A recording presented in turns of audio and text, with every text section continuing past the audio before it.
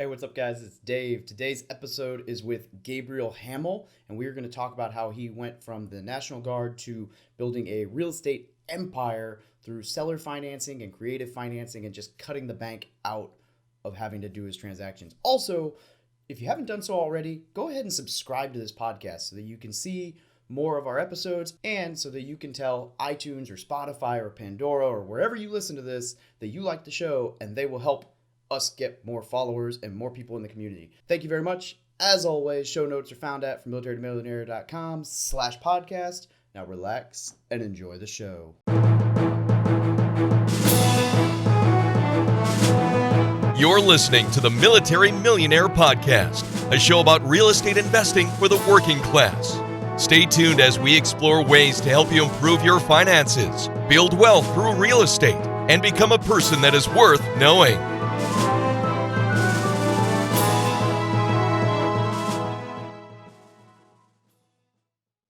Hey guys, on this podcast we talk a lot about the roadblock to success for military members in getting started in real estate investing. For many of us, the barriers of time, location, and not having the right knowledge keep us from building wealth while serving our country. Well, let me tell you about Storehouse 310 Ventures. They get it. Storehouse 310 Ventures is owned by two active duty naval officers that love to make investing fun, lucrative, and have a passion for education, theirs and yours alike. They offer full turnkey rental properties in a market where the numbers make sense, Milwaukee, Wisconsin. Yes, Milwaukee, home to the almost 2018 division-titled Milwaukee Brewers, the well-known Miller Brewing Company, and a lot of delicious cheese. Storehouse 310's properties are fully renovated, leased, and have property management in place. Through their rigorous analysis and selection process, they do everything possible to ensure each rental property meets their high standards and offers fantastic returns. Storehouse 310s allows you to invest with confidence while you are living out of state. They have a network of lenders, insurance companies, contractors, a title company, and much more to serve you all along the way. There is absolutely no reason not to get started when you have the right teams and system in place. David and Stu, the owners of Storehouse 310, have been investing themselves for over 15 years. They are on a mission to help as many active duty, reserves, and military veterans create financial freedom through the power of real estate investing. They are honest, transparent, and they prioritize service and giving. They have even committed to give the first 10% of their profits to partner nonprofit organizations that support veteran causes. For more information about their program, send an email to podcast@storehouse310turnkey.com. Again, that is podcast@storehouse310turnkey.com. Tell David and Stu you heard about them through the Military Millionaire Podcast, and they will get you going down the right path. Hey, what's up, everybody? It's Dave, and I'm here with Gabriel Hamel, who did a little time in the Guard and has built an empire through seller financing and other creative means of investing. I'm super stoked to walk through this journey with you. Gabriel, welcome to the show. Hey, happy to be here. Looking forward to it. Yeah, it's been, we hung out this week at Bigger Pockets Conference, and we've talked a little bit on Instagram, so I'm just excited to get to sit and talk to you. Tell us a little bit about yourself, brother. Yeah.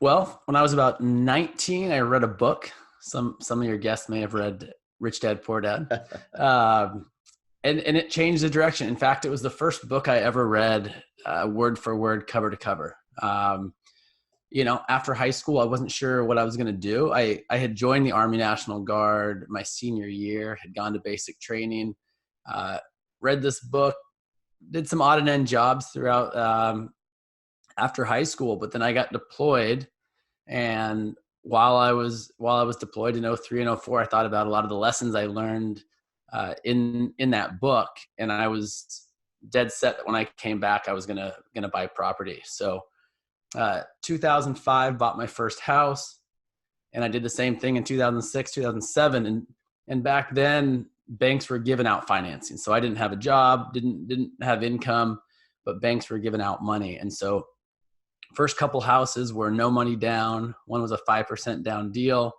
And I was doing pretty good there. The properties cash flowed, and then 2008 hit, and I went to the bank, and they said, "Hey, you need a job. You actually need a down payment and income." And so that's when I had to start getting pretty creative and start doing seller financing deals. And so 2009, 10, 11, 12 is where I really started to build up my portfolio of seller financing. That's awesome. So what like what turned you on to seller financing? I mean, obviously not being able to borrow money, but where'd you hear about that? A lot of people don't even know that's a thing. Yeah, I didn't know a lot about it, and for me, it kind of came out of necessity. So backing up a little bit, when I had those three houses, I also I had opened up a small nutrition store with a friend of mine that I was deployed with, and some months, I was only cash flowing a couple $100s a month, and so I'm standing in my store. I had these couple houses, they cash flowed a little bit, and I'm thinking, I'm just doing the math, going, for me to really make a living, for me to really be able to live off my rental income, this traditional financing thing just isn't going to fly. As I'm thinking about my financial goals, my now wife gives me a call early into our relationship and says, "Hey, I'm pregnant." So I'm going, "Oh my gosh,"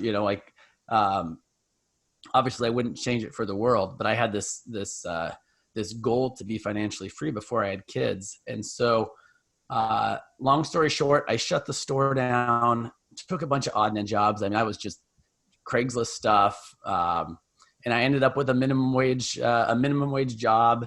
I was also coaching high school wrestling, but I took a job in the special education class in that high school.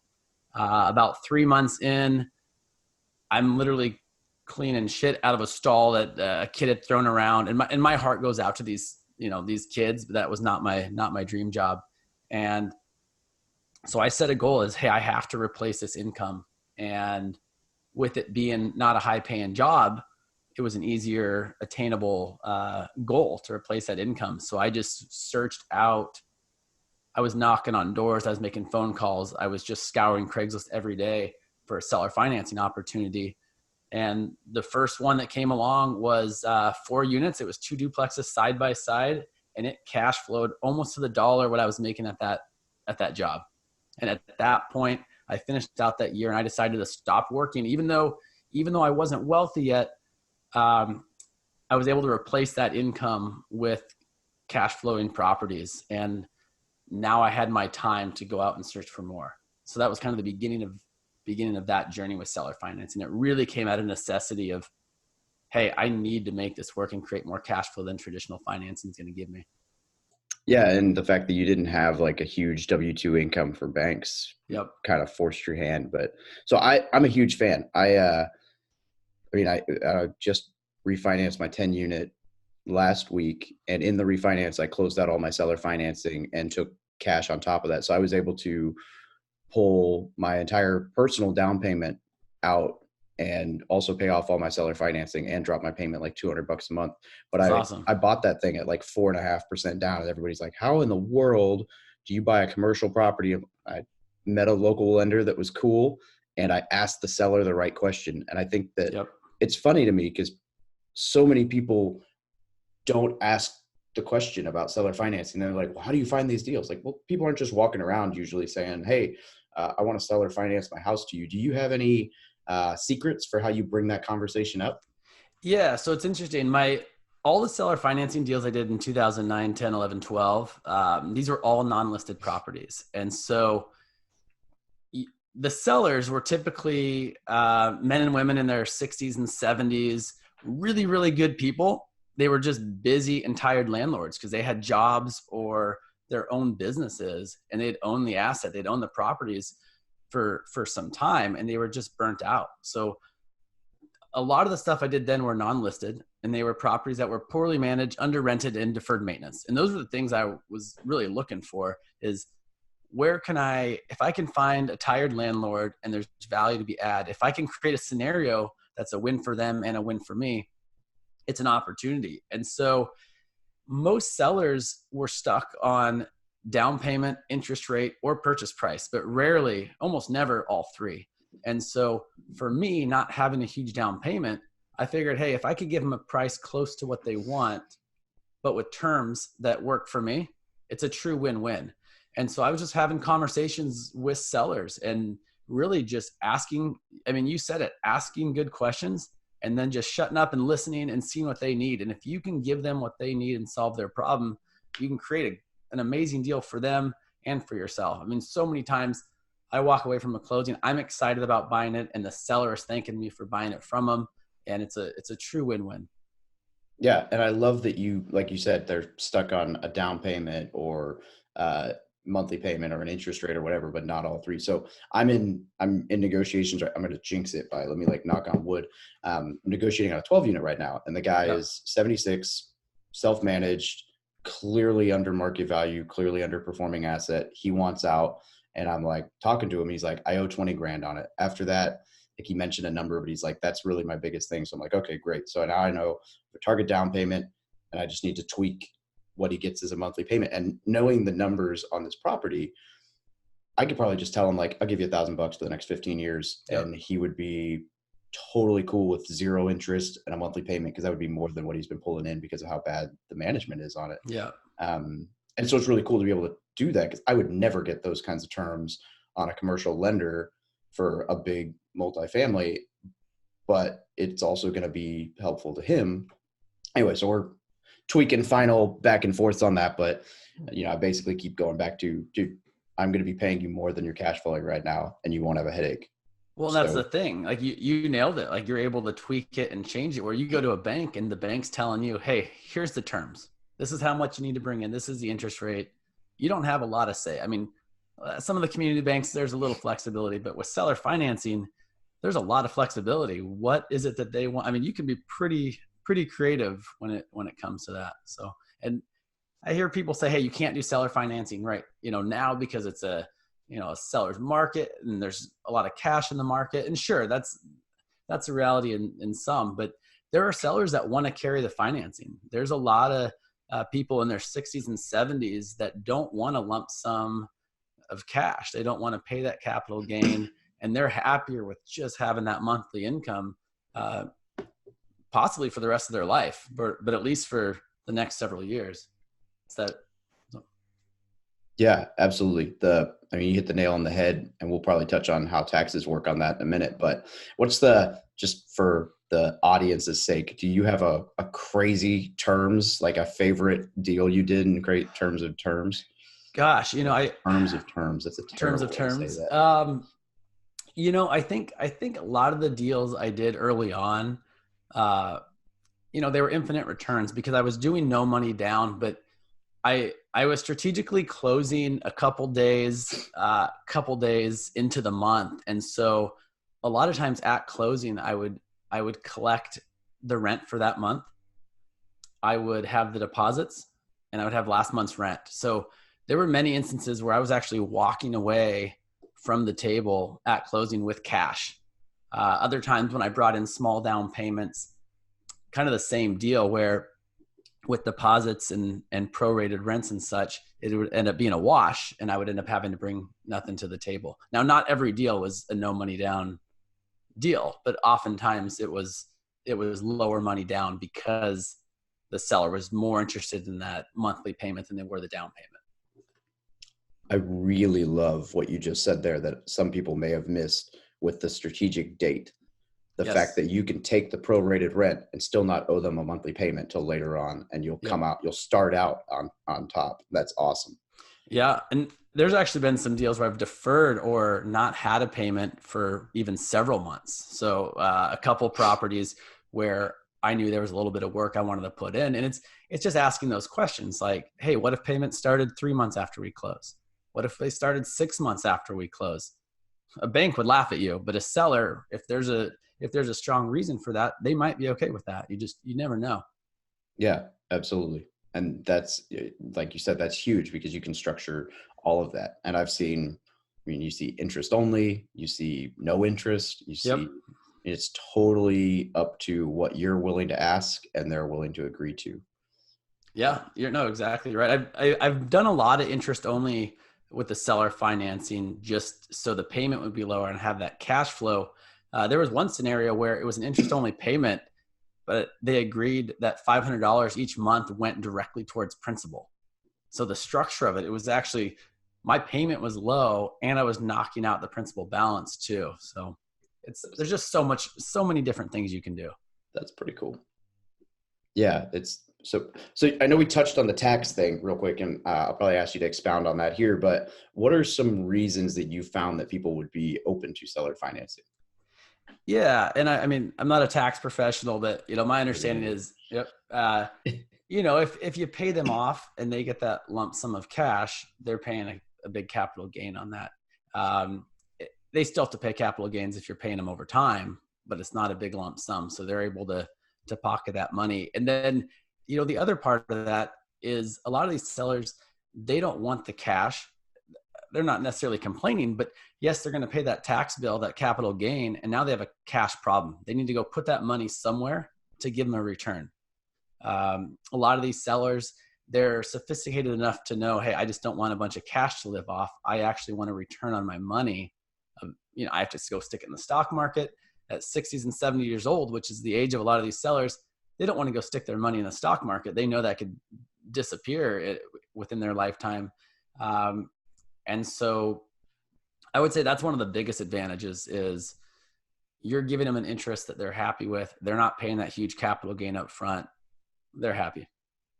That's very true. Or they've got my problem, which is if cash sits in a bank account, I will find somewhere to spend it.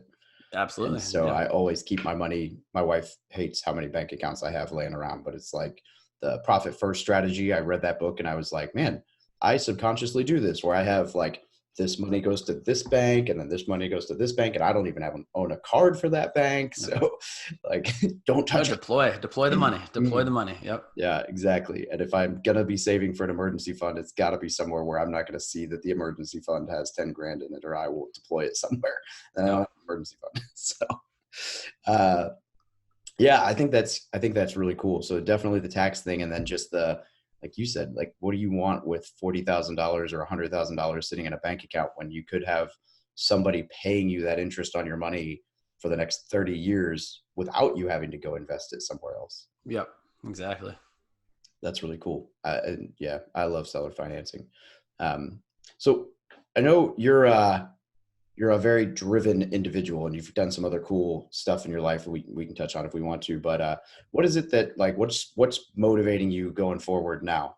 Yeah. I mean, it's my family. I have two young kids. Well, they're not that young now. They're 9 and 11. I have an awesome wife. And so for me, I always want to be getting better, in all areas. And to me, my family's important. My health is important. Building wealth is important. Contributing is important. And so I don't want to be stagnant. I want to push myself in all those areas. I truly believe if we're not getting better, we're getting worse. And so I like to set goals. I like to make sure that the things I do align with those things, with my family, with my health, with my wealth, my happiness and contribution. Yeah, that's super cool. I was going to joke earlier about the wrestling coach making sense, because for those of you who aren't watching this live, Gabriel's built like a tank. So it's makes sense. It seems like wrestlers don't ever lose that. Man, so many questions. What would you say? So like if a young 18, 19, 20-year-old was to walk up to you looking for advice, like what would be like the one thing you think you'd tell them going forward? I'd say, early on, don't buy stupid things. Save your money. Now I think saving to wealth is difficult, but I think early on, saving your money and the simpleness of starting to buy assets instead of liabilities, you can buy a lot of doodads. You can buy a lot of things that, are not going to go up in value from the age of 18 to 20, whatever, or 30. And I think it's easy for people to get in the habit of just buying things and creating, not real estate debt, but consumer debt. And so I think young people have an opportunity to save a little bit of money and then put that into a deal. Yeah, I agree. What I try to tell service members is, there's this popular mentality that we don't make enough money and whatever. I would argue that for a lot of good reasons with people, but I tell them, it's not your income that makes you wealthy. That helps, but it's your expenses. I know plenty of people who make $500,000 as a surgeon and do not have financial independence. And that's the whole thing right there. Is I've met people that, whether it's a minimum wage job or a high paying job, a lot of people, they make more, they spend more, they make more, they spend more. And I think that's why getting that in their head early on no matter how much they make, if your expenses always hit your income, and in some cases people are always spending more than their income, it puts them in a tough spot. And then they have to work for money instead of letting their money work for them. So you can do a lot of damage in a decade if you're smart with your money. Oh yeah.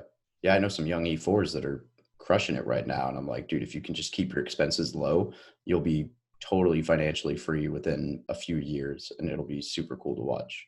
Yeah. Yeah. So are you still in the single family seller financing realm, or has your strategy shifted as time has gone on? Yeah, my portfolio is kind of a mix. So my first 3 houses were single family, and then the early seller financing stuff were smaller multi, 2s and 3s, 4s, 6s. And in 2014, I had refinanced out of all my seller financing deals. And then I've kind of done a mix. So I have mostly some smaller multifamily, some apartments. I have some mixed use commercial residential stuff. And more recently, earlier this year, bought a mobile home park. I backed out of a mobile home park that I was in contract on, and I am now in contract on another park. And so, but all the properties I look at, they're all value add, but I'm never relying on that value add to make the deal work. So I really base everything on what the asset, what the property is currently doing. I make sure my financing fits what the property is actually doing. My pro forma, I never bank on my pro forma, but I know my market, I know my sub market, and I usually hit that. So yeah, that's cool. And that's very, very good to hear. A lot of people, the value add thing has become I mean, obviously it's very important, but if it's not cash flowing or at least going to support itself when you buy it, you're just asking for house of cards. Yeah. And I mean, I can give you a ton of examples where, like, an easy one was I bought a 6-unit place last year where the rents were below market. Each unit was like $625 a month or $650. Market rent was closer to $1,000, but I still based, and I know that market really well. I still based it on that $650 just in case I was wrong, just in case something came up that I didn't know. I want to make sure the property still worked. Now I closed on it and 3 people moved out, and I was able to bump those 3 right up to market. And that was fortunate. So yeah, there's something to be said about knowing your market, but never bank it on pro forma. Yeah, because you never know. You may have I closed my 10 and evicted 2 people within the first 2 months, and then had someone. I mean, you just never know. I had someone die in it last month, which is great. My insurance company is talking about whether they're gonna pay for the crazy environmental cleaning. Oh my goodness. Like, we're in Missouri, and they're looking like $3,800 to do an environmental cleaning on my apartment building. And I'm like, wow. It costs 10% of that to evict someone. So I can't imagine what that would cost in California, but right. Yeah. So that was definitely an unbudgeted for, I mean, granted there's definitely CapEx and everything, but I was not planning on like, yeah, someone's going to die in my apartment and just lay there for 2 weeks before someone realizes that. Yeah. So yeah, people don't always factor that one in. Yeah. So, I mean, point being, you're spot on. If it doesn't make money when you buy, if I had bought that thing and I was at negative cash flow and that happened in the first month I took over, that would have been a very rough hurdle for starting out. So having those reserves and having it work when you buy, I think there's, especially right now when it's, kind of a seller's market in a lot of places, there is a misconception with buyers where you have to pay what people are asking. And there are people asking I see it. You see it all the time on pro formas where they say, oh, it should rent for this, so it's worth this much. Okay, great. Well, you know what? It should rent for that, but it's not. So why are you trying to get a price for something you failed to do as a owner? And that's a conversation you just need to have. Yeah. And I'm seeing, I have a lot of stuff come across my desk that are being sent over by commercial brokers who they've underwritten and vetted the deal, but I'm going to dig into that myself. And with the mobile home park that I did purchase earlier this year, as I dug into the numbers, it got better and better. So rents hadn't been increased in 4.5 years. Utilities weren't being billed back. It was under rented. There's some value add there. And the more I dug in, and some of the numbers were actually wrong in my favor. And so as I got into it, it was better and better. The property that I backed out of, it was the opposite. They created this pro forma that actually looked really good. They took the highest month of rent, which as I got into it, it was like the highest month of rent in 3 years, probably more than that. And they showed the lowest expenses. And as I got into that, it was like, wait a minute. Only 1 month have you ever hit this rent. Every month your expenses are much higher. Vacancy is much higher. But the thing looked beautiful on the pro forma. Most people looking at this on paper going, man, this is a good buy. So it's important to dig into those numbers and really know them. Yeah, you can find all that information. Well, sometimes you really got to dig, but through utilities reports and Schedule E's and all this stuff. And too often people look at pro forma and say, wow, and they get star-eyed. Yeah.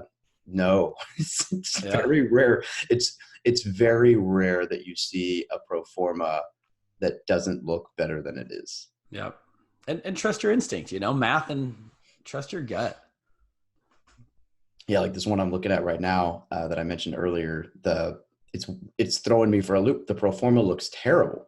And I'm talking to the guy and I'm like, there's no way, like it can't be this bad. Like he's got to be just really bad at bookkeeping. So anyway, this is probably the first time. I mean, I always like to have my property manager look at stuff, but this is probably the first time where I've been like, I am not writing you an offer until I see all of the information I would normally ask for in due diligence. Like I'm not even playing the offer game because I don't even know where to come close on this thing. Yeah. Your rent roll says this and your pro forma says way worse. Your Schedule E is even worse than that. And I'm like, I don't know what you're doing with bookkeeping, but you're terrible at it because you're supposed to make this look better than it is, and you're doing the wrong way. Yeah, that's how the park was that I backed out of. It was like same thing. Nothing matched up. Yeah, and you're like, there's no way this guy is underselling himself this much, but sometimes they just don't understand how to make a property look good. Like I think this guy's wrapping personal expenses into his P&L, which is great for me because then I can be like, well, it says you're only making this much. But yep, I've seen that. I've seen that too. I'm like, wow, this property has a lot of travel expenses. Yeah, I've even seen like, wow, they got a new car with this property, so that's not going to be an expense for me. So come with the house. Right. That's funny. Awesome. So what advice would you want to give anyone I guess not advice. We'll skip that. We kind of asked a question like that already. I guess what would I say is some of the pitfalls that you see with seller financing? Are there any things you see people getting in trouble with? I've always structured it where some sellers will carry for a long period of time and some want a shorter period. And a lot of that is just building their trust and building relationships. Like any business, it's a relationship business. And I mean, I have example after example of just relationships and how that's really been a big part of my business, and not just with the seller financing stuff. But one metric that I would use, especially early on and to this day, is any money that I would put down, I needed to make sure that I made that back in the time period that they carried the financing. So if they were going to carry the financing for only a couple of years, but I had to put a lot of money down, would I make that money back? Yes, I would calculate my cash on cash return and such, but would I make that back in that time period? Whether it's 2 years, 5 years, because if the worst case scenario, and I've never had to do this, but if the worst case scenario is they had to foreclose or you had to give the property back, did you make all your money? Did you make all your money back? And so that was something I looked at early on. There are sellers that will carry financing, but they want a whole bunch down, and it's a high payment and it's a short term. And those wouldn't be ones I'm interested in, because then in those cases, the seller gets the property back and they do it again. And I've watched sellers strategically do that. They keep a little down payment. They're getting this high payment monthly with knowing that more than likely they're going to get the property back and be able to do that again. Yeah, I'm kind of in a situation that seems to be a strategy like that, where the guy knew he was going to get the property back and try to keep different situation, more like didn't uphold his end of the contract and owed a lot of money in the deal, but we won't get into that. But yeah, it's definitely, like you said, it's true. People will do that and they will take advantage of you if you're not. So I would say if you're looking into getting into seller financing, A book I heard recommended once, and I haven't finished it yet, but it seems good so far, is Invest in Debt, which is no longer in print, but understand how loans work. If you're going to be negotiating this stuff, don't shoot yourself in the foot by not understanding how the interest factors in and how the term factors in, and like don't negotiate something if you don't understand what you're doing. Yep. And as I said before too, the sellers that want to carry the financing, I've never had to talk a seller into carrying the financing. So sellers that are willing to do it, they want to do it. They already see the advantage of being the bank and earning that interest. And so again, as you said before, it's asking good questions and then just listening and seeing what they need. And if you can help them solve their problem, they're happy. Absolutely. All about problem solving. In fact, I've heard some investors say, I'm not a real estate investor, I solve problems. And I think there's some truth to that. Yeah, there's a lot to that. Awesome. Today's show is brought to you by Audible. Audible is offering our listeners a free audiobook with a 30-day trial membership. Just go to audibletrial.com/militarymillionaire and browse the unmatched selection of audio programs. Download a title free and start listening. It's that easy. Go to audible.com/militarymillionaire to get started today. Now, why Audible? Audible content includes an unmatched selection of audiobooks, original audio shows, news, comedy, and more from the leading audiobook publishers, broadcasters, and entertainers. I listen to Audible every single day on my commute to and from work. Now, to download your free audiobook today, go to audibletrial.com/militarymillionaire. Again, that's audibletrial.com/militarymillionaire for your free audiobook today. Well, let me ask you, do you have a favorite resource, book, course, or website that you would recommend to anyone getting started in real estate? You know, I love all the Rich Dad stuff, especially early on. You know, I get asked all the time, hey, where do I start? And I tell people, hey, read Rich Dad, Poor Dad, call me back. So anyone that hasn't read that should read that. I'm as far as resources, I'm continuing always to educate myself through podcasts and through books and such. So I think if there is a specific niche that someone's interested in, the information's out there. Finding people that are doing it and asking them the right questions. I found that most people that are in the business, they value their time a lot, but they're also very giving with people that are interested. I have a couple buddies right now that are fired up about shifting into real estate investing, and it's exciting for them, but it's also exciting for me to hear them on fire. And so it's this natural kind of coaching, and I enjoy that, and so do they. So. Well, you mentioned the coaching thing. I know you're in a mastermind group, and I know you buy into all that, as do I, obviously. What do you think? Like, where do you think mindset plays into all of this? I think it's huge. I think it's a big deal. You gotta want it, up here first. If you gotta want it in your mind. I took a lot of the principles that I learned in high school wrestling into real estate investing. So it's desire. You got to have that desire, and sure, law of attraction. I believe that, visualization, wanting it, but you also got to put that into action. So there's the desire piece, and then there's the execution piece. So yeah, I told a lot of people, hey, I'm going to win a state championship before I did. I told a lot of people when I was deployed, I'm going to come back and I'm going to buy real estate. I'm going to build a real estate empire, a real estate portfolio. And yeah, a lot of people think you're crazy. And then you start proving to them and to yourself, hey, I'm doing this. So mindset's huge. But I think the part that's not talked about enough is the action piece, because desire alone isn't going to get the job done. You got to want it, yes, but then you got to put in the work and actually execute on those things. You got to make those calls and look at those properties and build those relationships. So that's how I feel about that. I like that you brought up the wrestling piece when you mentioned visualization. Vision and like vision board and clarity has been something I don't want to say struggling with this year, but it was a main focus point for like a solid month, where I was just like, okay, write this out, rewrite this, redream this. Like, where am I going with this? And, it's like the old analogy about the guy cutting down a tree, and he just starts cutting a tree, vice the guy who takes 30 minutes to sharpen the axe first and will finish first. And I think that's very, very important. And the more I do it, the more I believe in it. But I also you mentioned in there that people are going to think you're crazy. So surely you've never had anyone tell you real estate investing was something you shouldn't do and you should just stay in your little W-2 lane. Right. Yeah. Never. No. Yeah.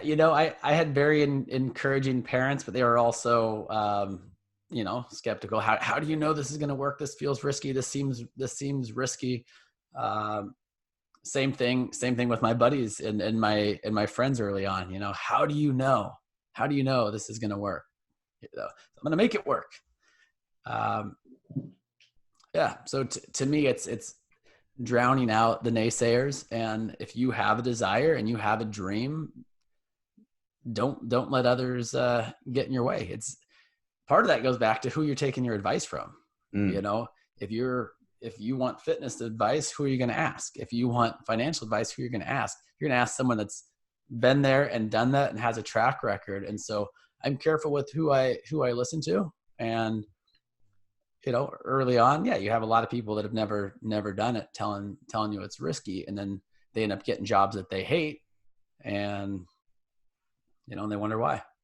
That filter is something that a lot of people don't learn, and it is so, so important. We were talking about that before we hit record, where I'm debating whether I want to stay in the military or not. And I've got one side of the group that's like, you're so far along, don't quit. And the other side of the group that's like, dude, pull chocks, you're done, do it. And I'm having to sit back, and that's the most important thing to me. Whenever someone gives me advice is, do I want their life in 10 years? Like, is that what I aspire to be? And people forget that, like you'll hear same thing. I started real estate investing. I had a few people that were like, that's a great idea. But the vast majority were like, I don't understand. So I'm going to just tell you that's stupid. And I had to sit back and go, okay, great. Well, you're 65 and working a day job. Do I want to be you? No. Okay. Well, then this guy is 45 and just spent 3 months in the Caribbean. Do I want to be him? It's like, which one do I think is worth listening to? Right. And I think a job is risky. I mean, really, it can, your boss or whoever, they can end you at any time. And I've seen that happen so many times. Even if you love your job, which is great. I mean, that's a flow of income. And if you love what you're doing, great. Do it forever. I mean, I met a surgeon recently that loves his job, but he also started syndicating real estate. So now he works on his own terms and likes what he does, but he doesn't have to do it anymore. And that's the biggest difference. If you love what you do, sure, keep doing it, but be in a position that you don't have to, or that you can do it on your terms. You're not a slave to the job. Yeah. And that's huge that you mentioned that. We're seeing a huge shift in this right now in the economy. I don't know if you saw the article. I haven't really dug into it. I don't know all the truth, but it's been getting shared around a lot lately. Apparently General Electric just suspended 20,000 pension payments this month. Well, yeah, I didn't know that, but it's like stuff like that. Exactly. Like there's a lot of things that people are supposed to do and companies are supposed to do and things are supposed to happen, but what if, right? What are you doing to take control of that situation? Yeah, it's risky to not put your financial freedom in your own hands. Yeah.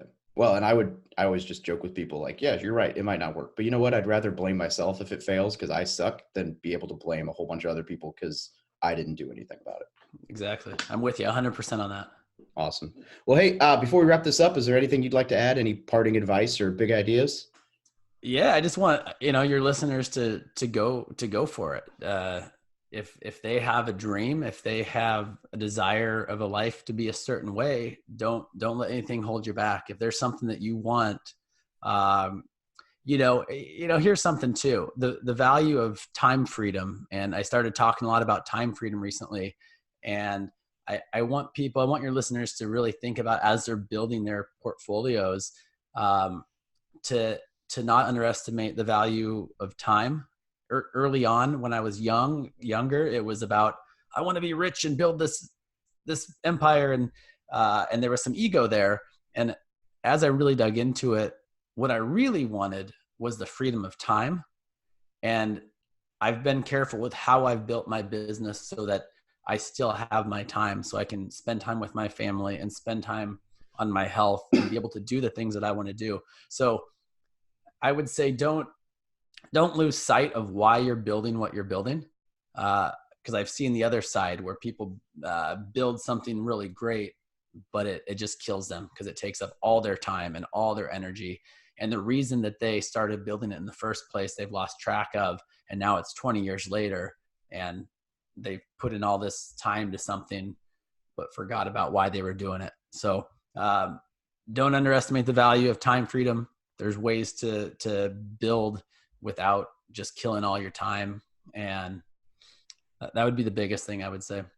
We're in total agreement. That's my biggest decision, or probably my biggest motivator for getting out. Like the guy, when David Osborne spoke this past week, he was great. He was so good. Oh, he was good. But or was it him? I don't know if it was him or if it was before that. But someone, oh, it was Jake and Gino actually. Sorry, right before that. Someone said, they were asking like, "What's your motivation?" And someone was like, "Financial freedom." And the guy stopped and said, "Okay, what does that mean to you?" And immediately my answer is control of my schedule. Yep. Controlling my time. And I know, like if you use Brandon Turner, for example, that's something I've always looked up to about him is that he does very well for himself. He could probably do better for himself, but he looks at everything through the filter of how do I do this without taking away from the life I have right now? Yep. And he's very good about, he's probably the only person I know who like truly lives the 4-hour work week type lifestyle while being successful. Personally. And man, that's so big. And I think when I've talked with people, the more you dig into why they're doing what they're doing, it's usually that it almost always comes down to they want more time and they want to be in control of what they do with that time. So yeah, want to work when I want, where I want, how I want, not exactly when I'm told. Yeah, want to be able to sit around in my boxers if I can. Yep. Awesome. Well, hey, thank you very much for joining us. Where can people get a hold of you? Yeah, the best way would be Instagram, Gabriel R. Hamel or Gabriel Hamel at Instagram. You can find me on Facebook too, and I have a website, hamelinvestments.com, but more active on Instagram these days. I know that's how we connected. Yes, we did. I feel special too because we connected before I heard your Bigger Pockets podcast. In fact, you told me about your Bigger Pockets episode as we were chatting, and I was like, oh yeah, I got to go listen to it. And then after I listened to it, I was like, oh hey, you were in the military. We should talk about you being on my show. Yeah, and then we got to hang out. We got to hang out this week, which was cool to be able to spend some time before recording this. So. Yeah, it's rare that I get to see people in person first. It's usually like, hey, you've been on my show, and now we're going to be at the same place. Let's meet up. So awesome. Well, hey, Gabriel, thank you so much for joining us today. This has been a really great episode, and I know people are just going to get so much value out of this. Cool, man. I appreciate what you do. Thanks. Thank you for listening to another episode about my journey from military to millionaire. If you liked it, be sure to visit FromMilitaryToMillionaire.com/podcast to subscribe to future podcasts. While you're there, we'd love for you to rate the show, give us a review on iTunes. Now get out there and take action.